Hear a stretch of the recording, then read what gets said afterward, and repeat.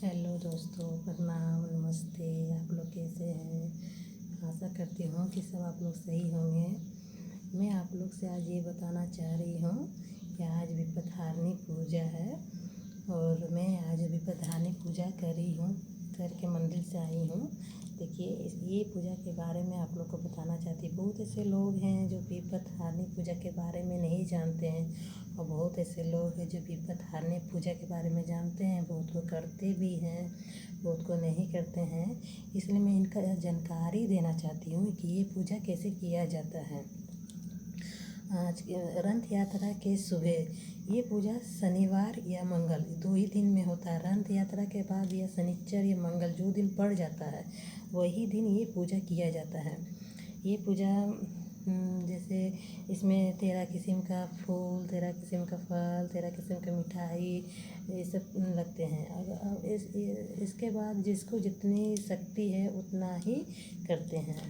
कहते हैं ना, भगवान को एक लोटा जल ही चढ़ा दीजिएगा तो भगवान खुश हो जाते हैं। लेकिन इनका नियम अलग है। ये पूजा का नियम ही है, 13 किस्म का प्रसाद इसमें चढ़ता है।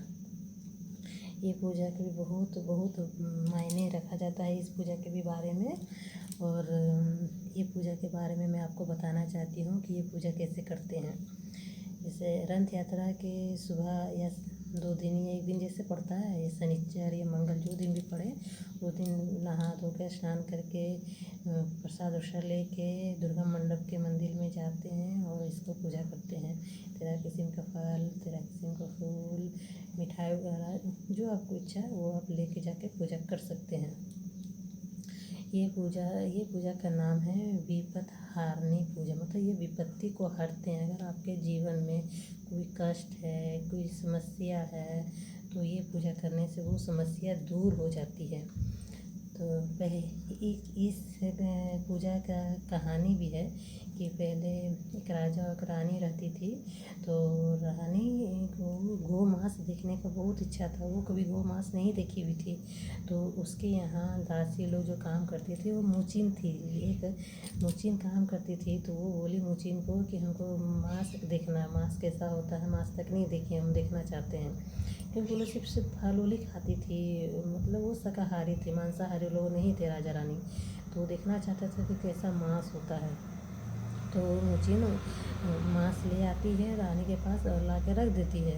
तो ये खबर राजा को पहुंच जाता है। कोई उसके जो काम वाम करते हैं नौकर चाकर, वो राजा को बता देते हैं कि रानी के पास मांस रखा हुआ है। तो राजा को गुस्सा आ जाता है क्योंकि राजा मांस मंदिरा ये सब का शौकीन नहीं था। वो साधु संत जैसे मतलब शाकाहारी था, मांसाहारी नहीं थे वो। तो फिर जब रानी को पता चला कि राजा गुस्से में आ रहे हैं देखने के लिए, तो रानी डर जाती है कि अब तो राजा हम पे गुस्सा करेंगे। तो वो विपत्ताहारिणी देवी को पूरा पुकारने लगती है कि आज उसको रक्षा कीजिए, रक्षा कीजिए। तो विपत्ताहारिणी देवी मांस को 13 किस्म का फूल, फल, प्रसादी ये सब बना देते हैं।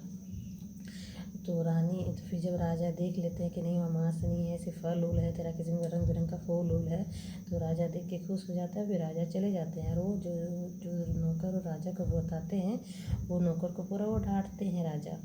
तो रानी उस दिन से ये विपत्ताहारिणी पूजा करने लगती है। भगवान को बहुत मतलब कि धन्यवाद देने लगती है कि आज वो मेरी लाज रख दिए भगवान जी।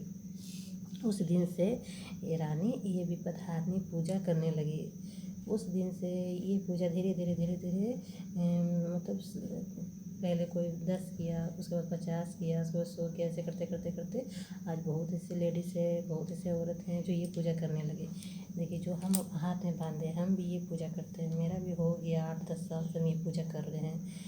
अगर आपके जीवन में कोई कष्ट है, कोई दुख है तो ये पूजा करके देखिए, आपके जीवन में वो कष्ट वो दूर ख़त्म हो जाएगा। लेकिन हाँ, भगवान को सच्चे दिल से पुकारिए। दिल कहते हैं ना कि अगर भगवान को दिल से अगर पुकारते हैं तो भगवान आपकी मनोकामना को ज़रूर पूरा करते हैं।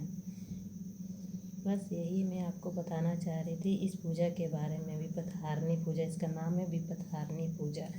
ये भी दुर्गा माँ का ही पूजा है। कहते हैं ना, भगवान एक है लेकिन इसके रूप अनेक है, वही है दुर्गा माँ का ही पूजा है ये भी है। बस आप लोग को मैं यही बताना चाह रही थी इस पूजा के बारे में, ताकि अगर कोई लेडीज़ को कोई दुख है, तकलीफ़ है, तो ये पूजा करके देखे, उसको हर तकलीफ़ ख़त्म हो जाती है पूजा से।